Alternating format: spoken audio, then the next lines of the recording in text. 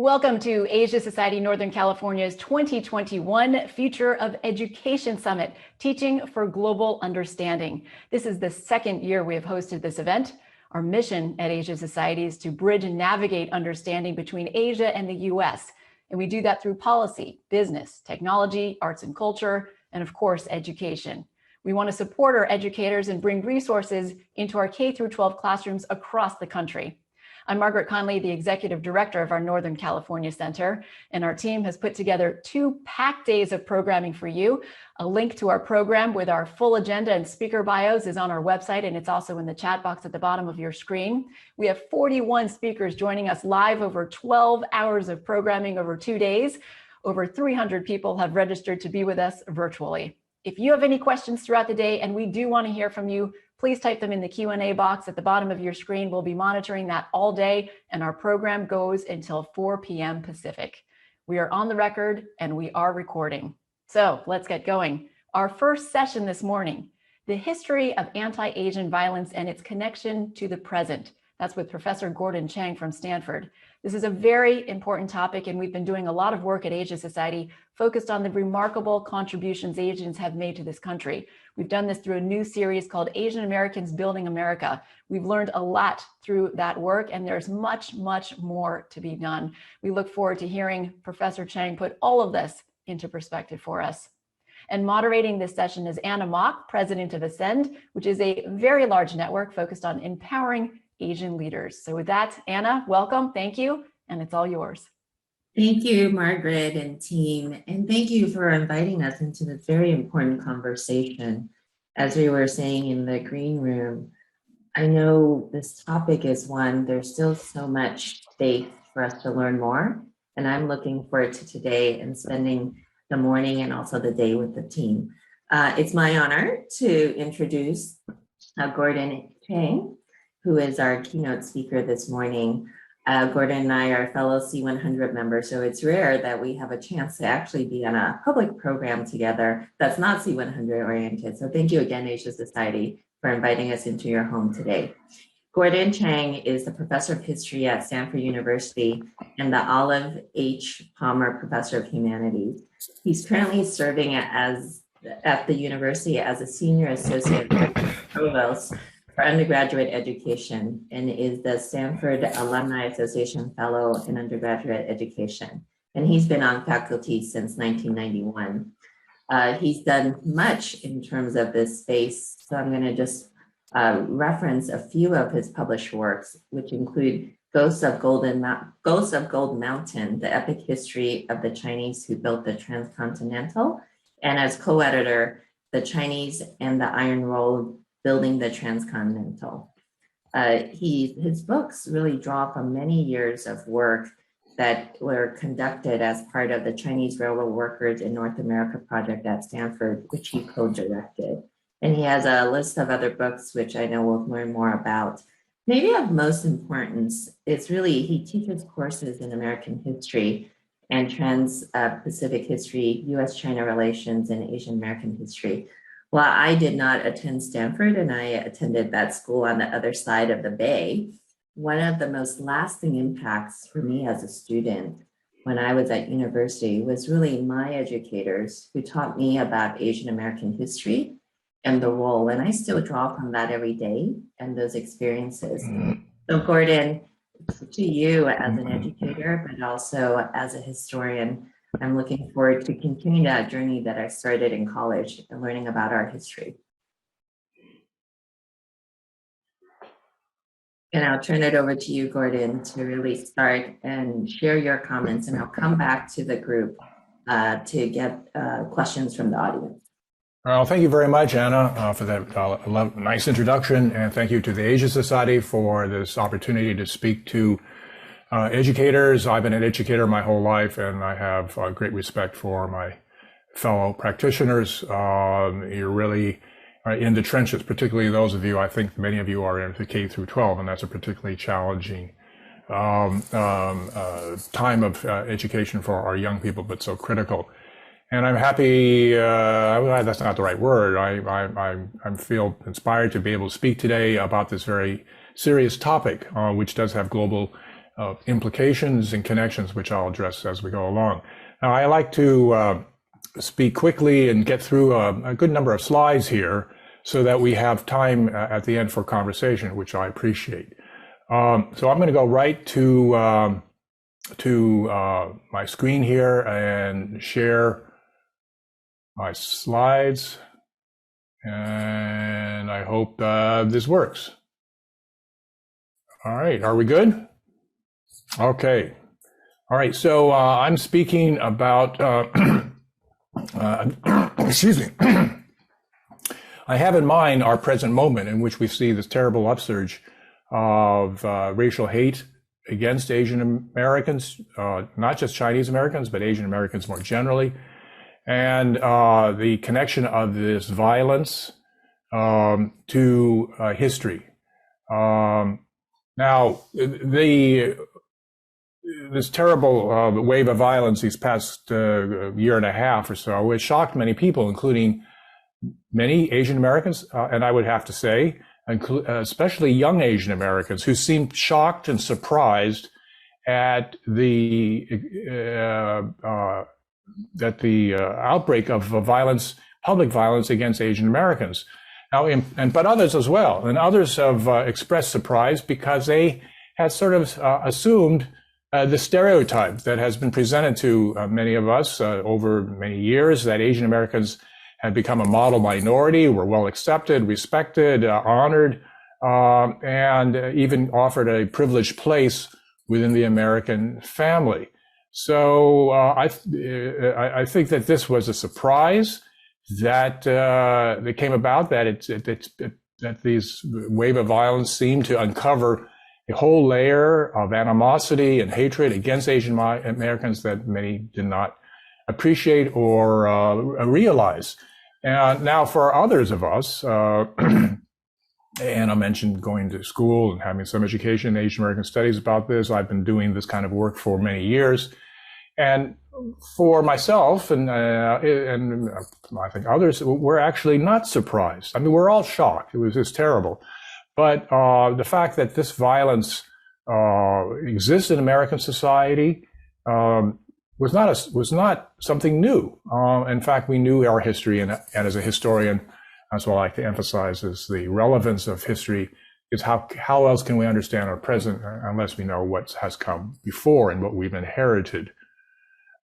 So this is what I'm going to talk about today. As we can see, this model minority view seems to privilege or honor Asian Americans, but and I can return this into the conversation, but it's actually in some ways a different form of a stigma, of something tagged upon Asian Americans, singling out Asian Americans, seemingly complimentary, but also having many downsides, and setting Asian Americans up, one might say, as a target.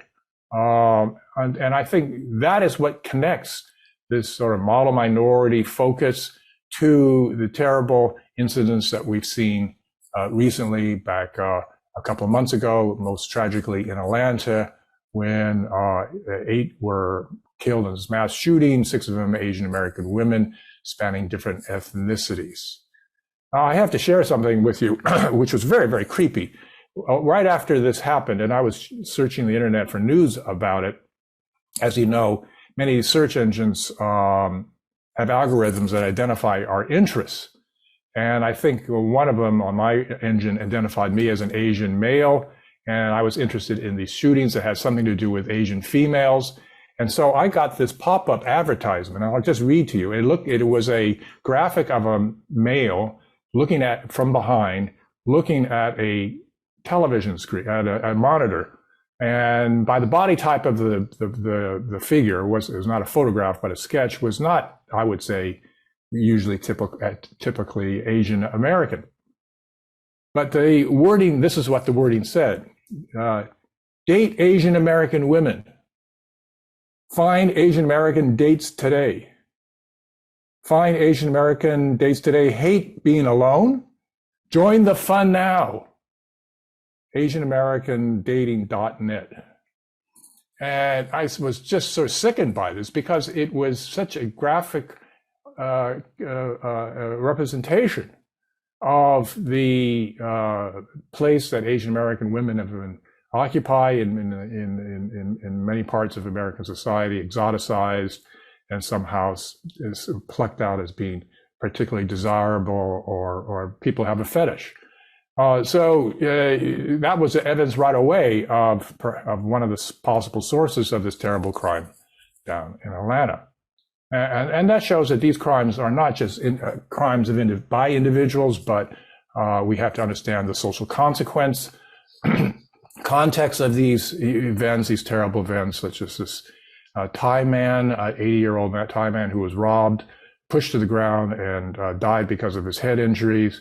Others around the country, in New York subways, on Los Angeles streets, in food stores, usually the elderly walking somewhere in their communities, waiting for the bus, and assailants unknown to who did not know the victims, and the victim were just anonymous, attacked, usually with no other purpose other than to inflict harm. And I think we're quite aware of these. This picture down here, this terrible scene in New York, outside a upscale business building, where someone came up and knocked two women to the ground, kicking them like this, just out of hatred. And no one came to their rescue. Now, what's interesting about this pattern of violence is that so many of the incidents were inflicted against the elderly and also women, two very vulnerable portions of our communities. And also, these were not just Chinese or anybody who looked Asian, including Latinos were attacked, but not just Chinese, let's say Koreans, Filipinos, Japanese, Southeast Asians. If you looked Asian as a so-called race, you were vulnerable. And what connected to many of these incidents was the slur before people were attacked, which is, you brought corona here, virus, go back to your country, and all of this is that. And that's the direct connection we can make between these acts of violence and the corona virus crisis. And now what has been notable to me and gratifying is that many, many people have come out to protest these acts of violence, including many young people, and that's just been great to see. In some ways, I think it's a turning point. Every generation has their moment. I think in many of them, you can say a woke moment or some type of moment where it's very influential on their lives and their understanding of where they are in society. And I think this may be the case for many young people, including your students. I have to say that these incidents that receive attention in the press are only just the tip of the iceberg. A research group at San Francisco State University has identified, I think, maybe now 7,000 reported incidents around the country over the past year and a half. Now, even beyond that number of 7,000, which seems high in itself, I have to say that I think virtually every Asian American that I have spoken with this past year and a half, relatives, friends, associates, everybody has said something about being the victim of an incident, hearing about the incidents, or certainly being fearful about being attacked.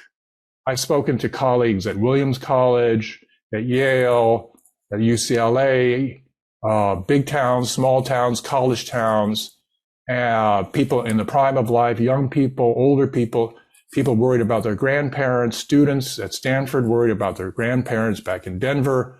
They've all expressed to a person being affected by this surge of racial violence. So it's been really very widespread. Even here in Palo Alto, I had a colleague in the political science department. She's Chinese American, and her husband and son, who's a Chinese American guy, were driving in town, and some car pulled up alongside of them and drove parallel with them. And the driver of the car turned over and sort of stuck his head out of the window in his hands and flashed a white power sign toward the dad and son, and then drove off.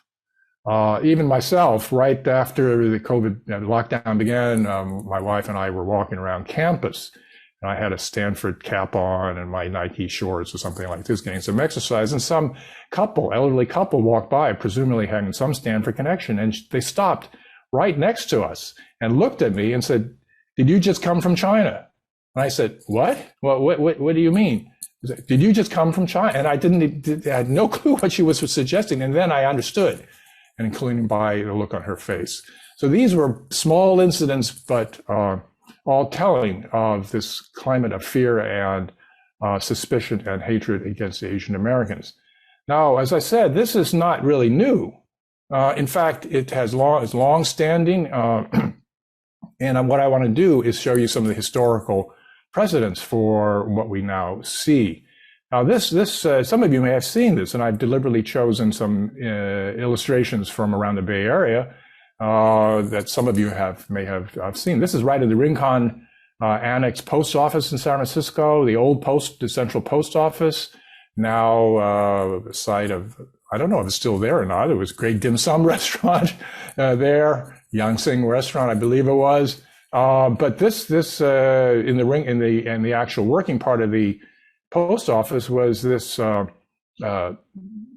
panel that it accompanied a number of panels on California history. And this is one which was completed in 1948, imagining back into the 1870s and 1880s, where beatings of Chinese such as this were quite common. And it's sort of eerie when you look at it, and it has echoes even in composition with some of the photographs that we've seen. Now, the worst incident, I'm going to go through some of these incidents to illustrate the points that I'm making here, was occurred in as a terrible shock in the first one, major one. There were all sorts of individual murders, hundreds of murders of Chinese throughout California in the 1850s and 1860s. But the first really mass massacre of Chinese occurred in Los Angeles in 1871, where a riot of a mob of 500 in the small town there attacked the Chinese quarter of the town, which was a small number of the population, but went after every Chinese they could, eventually killing 18. Many of their bodies hung from posts along the streets and mutilated. And this was racial outrage trying to drive the Chinese out. It became notorious, but then was followed by other incidents through the years of mass violence. There were many smaller incidents of violence, including in San Francisco, Chico, Antioch, Truckee, Tacoma, every city in which Chinese resided in the American West was attacked, and efforts to drive out the Chinese. Denver. This is a graphic of the massacre at Rock Springs, Wyoming. Rock Springs was a major mining town, and Chinese were employed there by the railroad companies and mining companies to actually dig coal and other metals and materials for the railroad. And white workers attacked the Chinese one day and killed at least 28.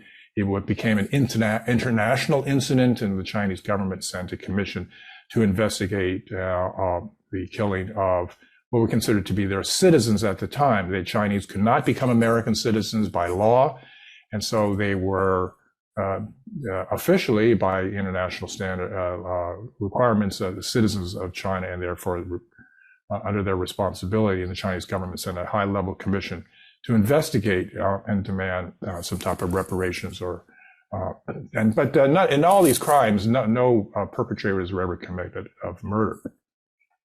The worst massacre was in 1887 in a place called, of all things, Hell's Canyon, Oregon, along the Snake River. And here a group of hoodlums attacked 34 miners who were mining along the river, and just picked them off over hours with their rifles. And eventually 34 bodies were recovered. There was belief that more than 34 were killed at the time. But now we are coming to reckon some of with these crimes of the past. As you can see, local residents and community in the Oregon area wanted to memorialize this terrible incident and put this monument up to remember them. Now, the Chinese at the time were taken to be a hated racial group, an inferior racial group. Government politicians and political leaders would say this explicitly. Governor Leland Stanford himself, when he was in his inaugural address in 1861 in Sacramento before the California legislature, called the Chinese an inferior race and called for their expulsion from the state. So that these incidents were part of a large scale of attack against Chinese, both in violence and politically. And in many ways, one can say that this spanned classes. It was not just the hoodlum class or unwashed masses, but also the elites, including some in the business class, political class, and professionals who saw Chinese as anathema to American life and wanting to rid the country of them. Now, it can be said that others did welcome Chinese, and that should be said, as important contributors to the country and as potential good citizens of the country and as excellent workers and business people. But they were overshadowed by those who wanted to see the Chinese go. Now, these are a couple of other graphics from the time to illustrate the sentiment against the Chinese. This was a statue for our harbor. It's the cover of a magazine that was published in San Francisco in the 1880s by the title, The Wasp, which I don't think stood for White Anglo-Saxon Protestant, but it's sort of meant to be a journal of stinging criticism, I think that they would have said about themselves, a social commentary. But you can see from this cover some of the characterization of Chinese at the time. This was a play on the newly constructed Statue of Liberty in New York. But for San Francisco Harbor, a statue for our harbor where it had this ghoulish figure, barely human, foot upon a skull, and above radiating from the head, here you have white labor, ruined to white labor, disease, immorality, filth, which were all characterizations of the Chinese at the time. Now, to note that there is this issue of disease, and aside from immorality and filth, but disease was something that was given on to Asians and Chinese in particular very early on, and somehow disease was associated with the Asian body. Chinese and other Asians were seen to be particularly infected with terrible diseases from venereal disease, smallpox, and so forth, and therefore were a mortal threat to the white population. You can see this again expressed. This was a graphic from Vancouver, up in Canada. You have down here immorality, bakapui, which was a Chinese gambling game, cheap labor, all these sort of things that echo a WASP cover, petty crimes over here, but also smallpox, typhoid, as associated with the Chinese. So what we see today about the president and other political figures scapegoating Chinese and other Asians for the COVID, it taps into a long-standing sort of view. And part of that racial hatred is reducing the victim into a subhuman or non-human, as you can see that this was done in these illustrations here. This one on the right reminds me of those scenes we had of Chinese supposedly eating bats and other weird food, and early on, this was also sort of the characterization of Chinese. This is an advertisement for poison or some type of trap to get rid of vermin in the house, rats and mice, and that here you have Chinese supposedly eating rats. Now, it wasn't just Chinese who were the target of racial hatred, but others inherited this sentiment as they arrived in the United States. First, Japanese in the latter 19th century, early 20th century, Koreans, Filipinos, and others. So you can see some of this represented in these turn of the century political pamphlets. The one on the left, written by Samuel Gomper, is very well known. a labor leader in the United States, the most famous early labor leader, but who was virulently anti-Asian. And he has this fascinating title here that he's given to his pamphlet, Some Reasons for Chinese Exclusion, Meat versus Rice, Chinese exclusion being referred to the Chinese Exclusion Act, first passed in 1882. Meat versus Rice, American Manhood Against Asiatic Coolieism, Which shall survive. It's a fascinating pamphlet. It's quite long, actually, and offers all sorts of anecdotal slander against Chinese. But you can see it's not just against Chinese, it's so-called Asiatic Coolieism. It sort of also refers to other Asians in the pamphlet, all deserving of exclusion. But then you have this odd sort of binaries of meat versus rice, of somehow strong American meat eaters versus weak Asians who eat rice. American manhood, you have gender in here against sort of Asiatic Coolieism, which is not so manly. But the curious thing is, they come to the conclusion of these questions here, it's not clear which is going to survive. You have the superior established people, but they may not survive unless they do something drastic against the inferior race who somehow might inundate or corrupt or take over the country. Now, echoing the same type of sentiment as the political campaigns were conducted, such as by James Phelan, who was a very prominent political leader in California. He was mayor of San Francisco at the time of the earthquake and went on to become a United States senator. This was his pamphlet used to elect himself again when he ran for another term. It's very simple. It's sort of keep California white. And he called for further extensions of the Asia Exclusion Acts. Japanese were targeted in the early 20th century, and these, of course, and then also there was connections of the Japanese and also Filipinos and others to international events. In the turn of the century, the United States fought Spain in the Spanish-American War, but in the tail end of that conflict, the United States also entered the Philippines, helped suppress the Filipino independence movement. The United States, many Filipinos thought the United States was coming to help them win independence from Spain. They had been colonized for 350 years by Spain, but then the United States turned around to suppress the Filipino independence movement and killed tens of thousands of Filipinos in a very brutal war to suppress their so-called insurrection. And this sentiment against Filipinos, that they were inferior, uncivilized, barbaric, needing tutelage and colonization to civilize them, also carried over to Filipinos when they came to the United States to labor in the 1930s, 20s, and 30s. Japanese Americans, as we know, suffered terribly after Pearl Harbor and were targeted as extensions of the Tokyo enemy. And this was a famous photograph taken by Dorothea Lange, the great photographer who took many pictures during the Depression and the World War II.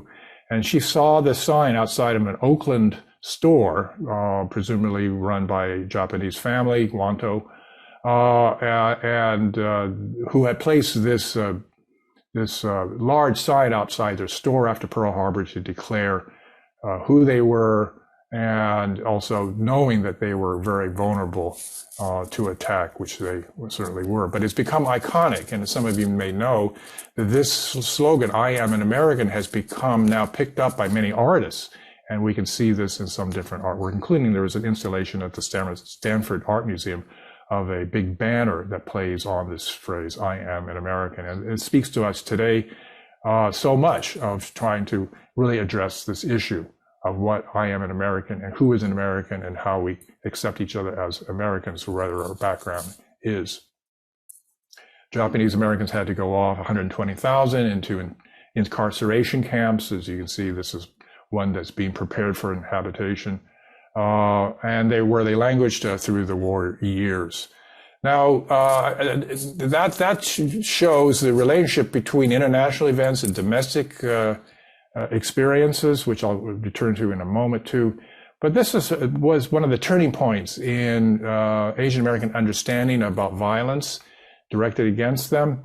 And this was the killing of this young man, Vincent Chin, in 1982, just days before his marriage to this young woman here, and seen in the picture, when Vincent went out to celebrate his impending wedding and got into an argument with two white unemployed auto workers up in Detroit, and they waited for him after he came out from the bar, hunted him down, pulled out a baseball bat from their car trunk, and beat him to death. They were never charged with murder and never served any jail time and were not convicted. So this became a galvanizing moment for Asian Americans, in part because Vincent Chin was killed. The two men yelled all sorts of racial slurs against Chin before they killed him, including that he was Japanese, and that he and others were responsible for them losing their jobs. So it didn't matter whether it was Chinese or others, but he was Asian and therefore attacked. And here you can see his bereaved mother speaking call for justice, and she spoke only English, even though she lived her whole life in the United States. Her husband, Vincent's father, had been born in the United States and fought in World War II. And you see others here listening to Mrs. Chin here, including Reverend Jesse Jackson here, who was a big supporter of the movement for justice for Vincent Chin. Now, international events, as I said, have a big a place in trying to understand anti-Asian violence. And this was seen in this terribly tragic, horrible murder, which so many people have forgotten about, schoolyard shootings. One of the early ones occurred here in Stockton, where a fellow over here who dressed himself in fatigues. This is in the aftermath of the war in Southeast Asia, and went to a grammar school in Stockton and went to the chain link fence and began opening fire against the kids in the playground, against teachers, but mainly students. And he killed 6 youngsters and wounded many, many others, as you can see in this photo. And he used an assault rifle down here, military. He dressed in fatigues and played soldier, I suppose you could say. These were, this breaks your heart when you see this kind of photos here. But we've sort of forgotten about them, and this is these are all antecedents to things we're seeing today.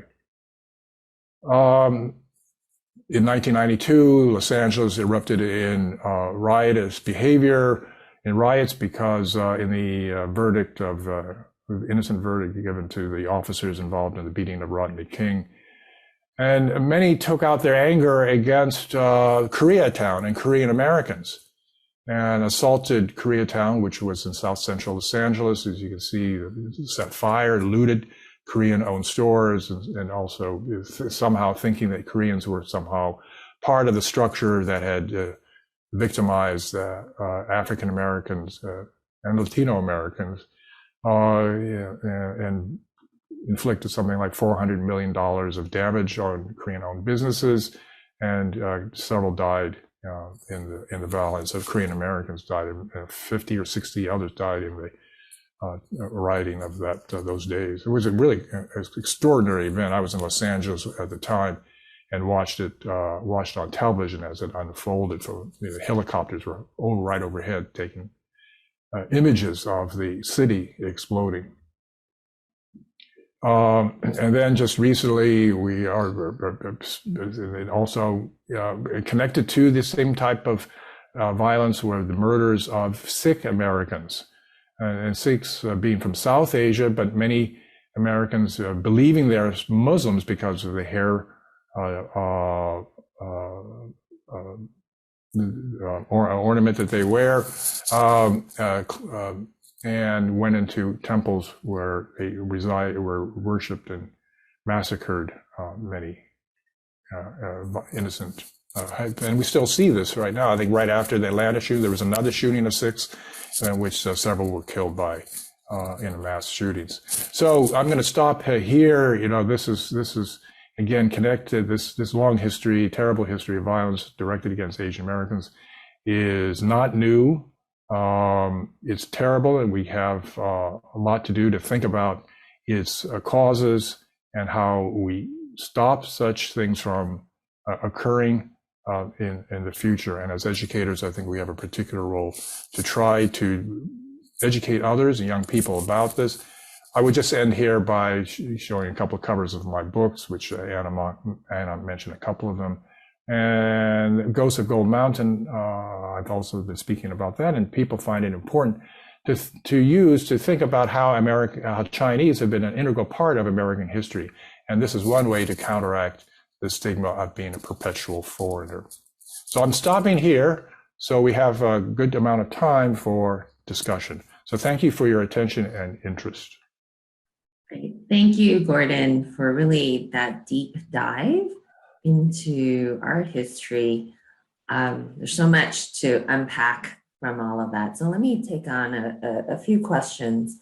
First is just you referenced a few points during your presentation about international events and the coupling of international events to then acts of violence against Asians, right? And we've seen that recently as a case. Why is that so unique to the Asian American experience? And is it, maybe I should start with, is it unique, and what makes it unique if it is? Well, I'll say this, is that there's something unique or particular in the racialization of Asian Americans. And I won't make too much of a comparative comment right now, but just to say that Asian Americans have carried the stigma of being perpetual foreigners, which I ended my talk with. That is to say that there's a widespread sentiment that Asians can never, no matter how long we're here, become full Americans because of race, because of language, because of culture or cuisine or something. It's just been part of the historical reception of Asians in this country. Have always been, as part of, you can say, that is exemplified in the Chinese Exclusion Act, that Chinese are not deserving to be. In fact, we don't want Asians to be here because they can't become assimilated. They can't become full Americans, or certainly they're not part of the country because of their strange and unwanted ways.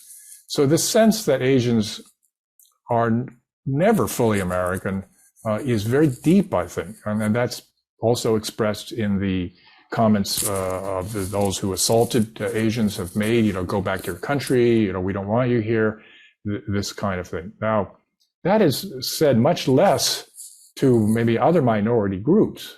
And so there is something, I think, that no matter what country from Asia people come from or their ancestry, there's this sort of racial tag that Asians are anathema to the United States. So I think that's how that's the link between domestic events and international events. So if one is perpetually foreign here, that whatever happens in Asia has profound effect upon us. So in the current climate of U.S.-China tensions, I think this is another reason for a heightened violence against Asian Americans. And I fear that if it gets worse between the United States and China, we will see a further decline, a further escalation of violence and hatred and discrimination against Asian Americans here. I think all of us are sensitive to that, right? Especially even putting China aside, the rise of other Asian economies, whether India or others. I know you referenced the Vincent Chin Act, and ironically at that time, right, Gordon, wasn't US and Japan were actually big allies at that time. They were one of our largest trading partners, so we weren't necessarily at war with Japan. Well, thanks for returning to Vincent Chin, which was a really terrible and tragic event, which affected many. It was one murder, but it became representative of a wider experience and context. And there's an excellent documentary that was made. It's Who Killed Vincent Chin? So it's a play upon sort of a criminal story, Who Killed Vincent Chin? But it really talks about the social environment at the time in Detroit and in the country, that the wider environment is what killed Vincent Chin, so to speak. That is Actually, the US and Japan were major trading partners, but that was a time in which there was a tremendous amount of competition between the two, and particularly in the auto industry.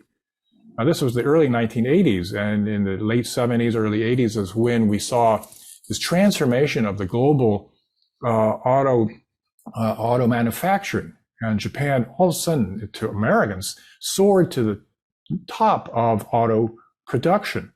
And Ford, GM, Chrysler couldn't keep up and lost tremendous market share and began to close down assembly auto plants in the Detroit area and other areas. And there was quite a bit of unemployment among auto workers at the time. American leaders responded in a very similar way to what we see today with criticism of China, that there was unfair trade practices raised against Japan, that the Japanese were undercutting American prices, not taking profits from their auto, all sorts of accusations that the Japanese were playing unfair. And there were a lot of political cartoons at the time that made direct references to World War II that would show somehow Japan launching sneak attacks on the United States, that the Japanese were particularly sinister and suspicious in their trade practices. There was movies made about this. One infamous movie was called The Rising Sun, S-U-N, that was based upon the book by Michael Crichton, that had all sorts of lyrics or Orientalism in it, and the underlying message was the Japanese conduct war as they do business. In fact, that was said repeatedly, that the United States auto companies were in an unfair position because they had to compete against Japanese Inc., INC. This was unfair competition, and therefore there was demonstrations where people took out baseball bats and attacked Japanese cars publicly, smashing them. So this is the baseball bat and smashing cars was also connected to the Vincent Chin murder. Vincent Chin, in fact, really did remind us of the importance of the international context too. Thank you for just deeper on that and the nuance, right? I think of the political environment that seems to overlay all that happens, especially to the Asian community. There's a few questions coming through the Q&A about ethnicity. In particular, why is it that we need to leave our ethnicity at the door or behind to become full Americans? And I would ask, again, kind of the follow-up to that, is that something unique as part of the Asian American experience compared to other groups? Well, I think that has been the message or the belief that many immigrant groups have had. I think it's unfair. And I think we're trying to move away from that because we see it as simply unfair. But you can also critique that view that you have to leave your heritage behind. Just by the argument that America is so much richer and better if we're more diverse and bring a variety of different backgrounds and talents and cultures within us. And that one can say, and as we look at American history, there are sort of tensions. One big tension, America being a so-called immigrant nation of immigrants, although certainly there are many, many Native Americans here and African Americans who were not immigrants and others who were here. America came to them instead of them coming to America, particularly in the Southwest, for example. But one strand has been the idea of America being welcoming. Particularly, early on, that was established to various Northern European immigrant groups. It didn't matter if you're German or French or British, that over here in America, you become an American, but you could still hold your ethnicity. So that throughout much of 18th, 19th, and 20th century, there were many, many ethnic newspapers. We used European languages, German, Italian, and those were all fine. People enjoyed drinking German beer or having a pizza or something like this. So there was that one sense of America is better because we all come together, but we also enjoy our European ancestries. But then the other tension was a xenophobic one, was that somehow there was a native US-born culture and people, and foreigners were not welcomed. And we see nativism and xenophobia directed against people of color, but also different European ethnicities, including those from Southern Europe, those who were Catholic, those who were Slavs, Jews, also suffered different forms of xenophobia. And so we see those two strands playing out against each other up to today.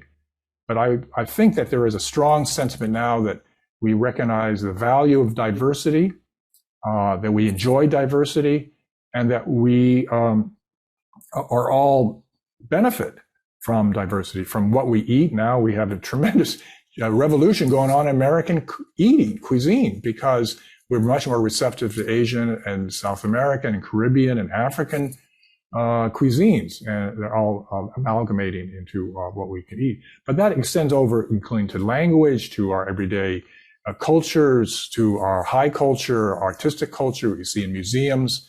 We have really a fascinating synthesis of various different global cultures in here in the country.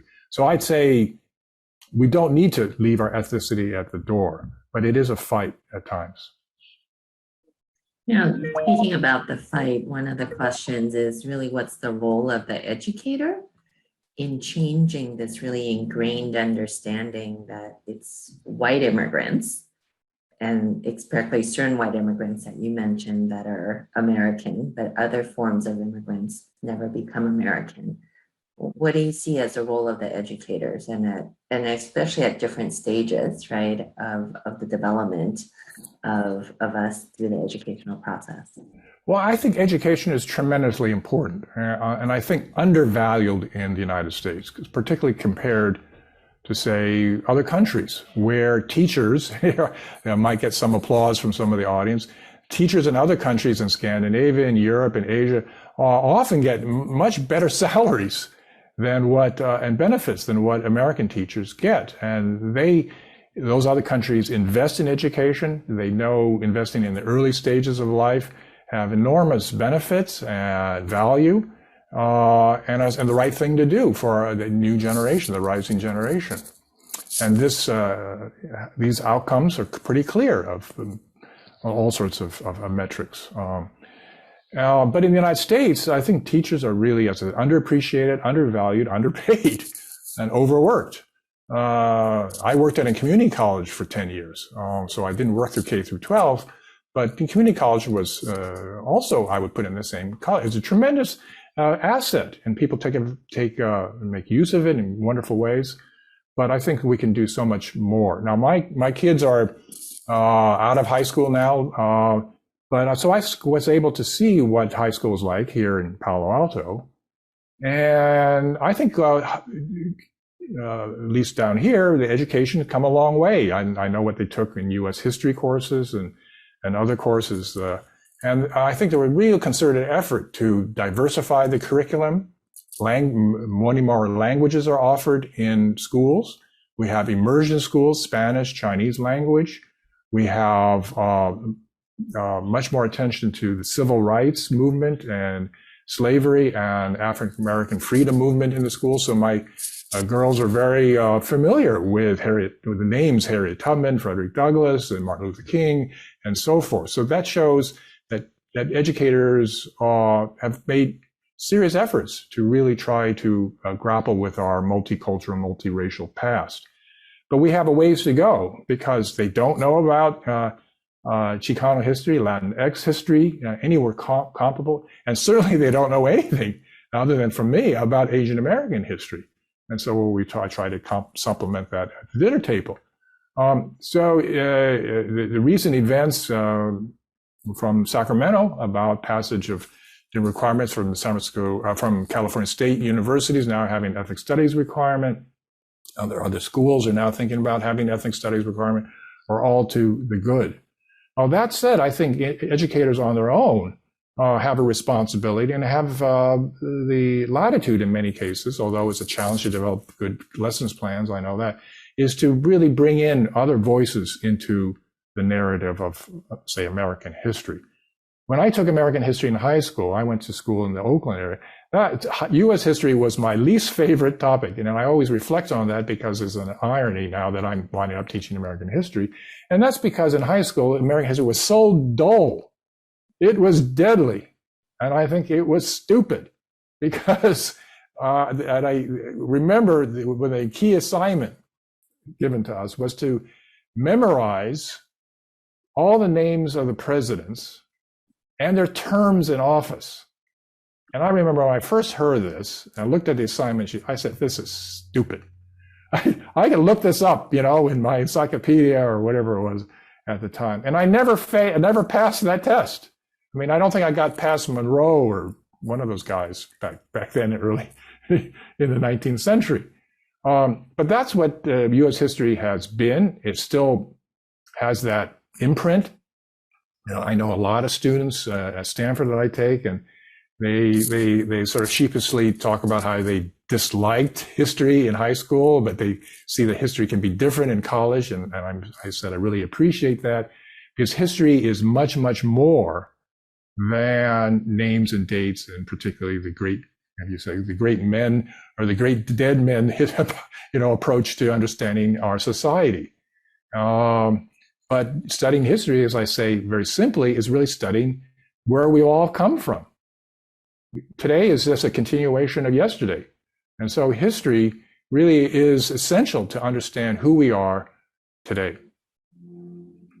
So what I'm hearing, Gordon, more educators at large that are better funded and paid, definitely making history interesting and fun, and where students want to learn it versus I'll call memorization. And it's interesting, your comment about the requirement of ethnic studies, and this is maybe for a later debate, the fact that we would study people of color or ethnicity outside as a separate piece versus completely integrated into American history in and itself could be debated as the marginalization, right, or separating our histories. And I know there's histories around that, but that, I think this just shows how deep and how challenging some of these concepts are, weaving it together, especially for educators. I think you're absolutely right, Anna. And just to say something about that further, this has been long-standing discussion among educators and scholars of so-called ethnic studies. I think the ideal, certainly, most of us would have is that this should be fully integrated into history, that it shouldn't be segregated out or opted out or something like that. That's the ideal, and that's the eventual goal that we would like, to have a really inclusive curriculum that seamlessly, in some ways, brings all the different peoples together and shows how the country really is an amalgam of many different sorts and value and is enriched by that diversity. But the practical reality is that it's been impossible to do that, or the way to do that is to form these ethnic studies programs, in part because at the scholarship level, the knowledge production level, we had so little of that before. And so we had to have people dedicated to studying African American history, Asian American history, and we still need to go further to bring all those different histories together. So it is a tension there too, between what we can focus on and what we have to kind of stitch together. Mm-hmm. I know we're only a few minutes from the transition, so let me ask you two last questions quickly. One is around the Asian hate crimes. Clearly a serious crime. What can we do to empower victims to report their experiences, given our community tends to underreport and not want to share too much about our experiences? Well, I think the simple answer is that we just need to talk about this. We need to talk among ourselves, among our friends and neighbors, to not sort of push this under the rug, not to feel, one of the, as we all think, probably all know, is there is something of the shame of being a victim. Japanese Americans for decades were really reluctant, if passionate, in not talking about World War II. They just did not want to talk about it because they felt it was a shameful experience. They were the victims, but they felt shame that it happened to them. And then there was a turnaround in the 1980s where there was a shift in mood, and there was just an eruption of a shared experience from the generations that were passing. But now finally they got through the trauma of those World War II years, and also a sense that now society could be receptive to hear about their experiences. So there may be something similar. There are many of those who've been victimized feel ashamed of it. That's why was I picked on? Why were we picked on?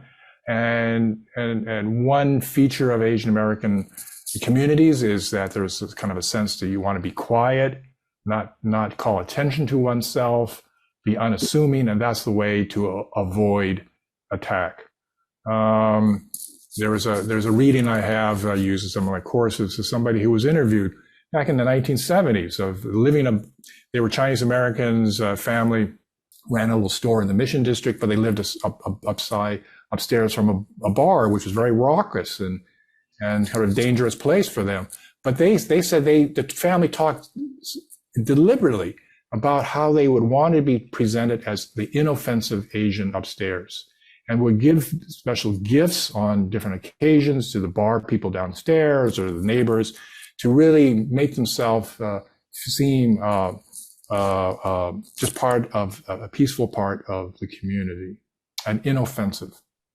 Now, back to that comment of not looking maybe too ethnic or too Asian for fear of threat. So I would just to say, I think it's important to get over that. That's why I was very glad to see people coming out to demonstrate, because people need to see that we are Americans with a voice and demand equality and demand a place just as with everybody else as equals in the family of people of the United States. This is a related question from an educator. As an Asian American educator, what's the most important message I should send to students who are also Asian Americans in the face of all this violence? Well, I think the ideals of America are still tremendously important and wonderful ideals. Justice and equality for all. So I would say there are two things. One is that I would value and propagate and uphold and celebrate the fundamental aspirations, we can say, of the country. We know the practice has been far short, but those are ideals, and ideals are important for us to embrace. At the same time, we can talk about the failings, and how failings are overcome is only by effort, by struggle, by protest, by voice. And justice and equality don't come about just because they're on paper, but people have to fight for them, struggle for them. And there are so many examples from every community that we're seeing speak out, from different sexual gender communities, women, marginalized communities, disabled, that everybody, and this is one of the great things of the country, and Asian Americans should embrace this tradition of protest, of struggle, of seeking inclusion.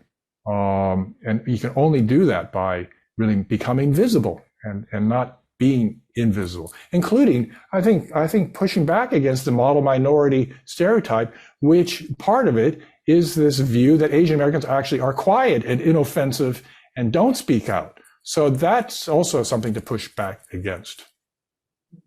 Yeah, thank you, Gordon, for that. I think all of us would acknowledge that model minority myth, which we've done a lot of work on, is there as this barrier. And I think your comment about embracing what so much about being American is, which is to speak up and find a voice and be visible, is what we should be sharing with the community and continue at a young age.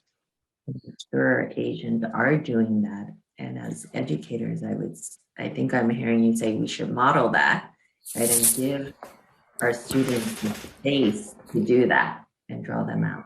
So on that, I want to thank Gordon. I want to thank Asian Society. I see Ken Wilcox, my friend, on for the next session. I'm going to turn it back to Margaret Conley. Thank you again for inviting both of us to really be your in your opening session and framing today. Thank you, Professor Chang and Anna. That was a fascinating conversation. It's so important to recall our history and to apply that knowledge to what we're experiencing today, and also to continue to amplify the diverse voices and stories of Asians and Asian Americans. And that's as we get through this, and we will as a country get through this. But thank you both for all of the tremendous work you're doing in this space.